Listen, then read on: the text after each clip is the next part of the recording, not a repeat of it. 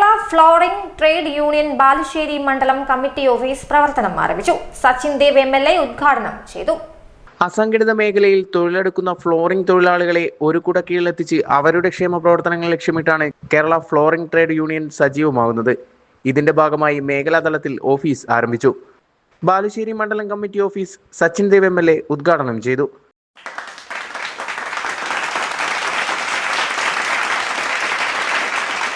അസംഘടിത തൊഴിൽ മേഖലയിൽ ജോലി ചെയ്യുന്ന ഫ്ലോറിംഗ് തൊഴിലാളികളെ ഒരു കുടക്കീഴിൽ അണിനിരത്തി അവരുടെ ക്ഷേമത്തിനും ഉന്നമനത്തിനും വേണ്ടി കേരളത്തിലുടനീളം എല്ലാ ജില്ലകളിലും നല്ല രീതിയിൽ പ്രവർത്തനം കാഴ്ചവെക്കുന്ന ഒരു സംഘടനയാണ് കേരള ഫ്ലോറിംഗ് ട്രേഡ് യൂണിയൻ അഥവാ KFTU. KFTUവിൻ്റെ കോഴിക്കോട് ജില്ല ബാലുശ്ശേരി മണ്ഡലം കമ്മിറ്റിയുടെ ഓഫീസ് ഇന്ന് ബാലുശ്ശേരി മണ്ഡലം MLA ബഹുമാനപ്പെട്ട സച്ചിൻ ദേവ് അവർ ഉദ്ഘാടനം ചെയ്തിരിക്കുകയാണ്.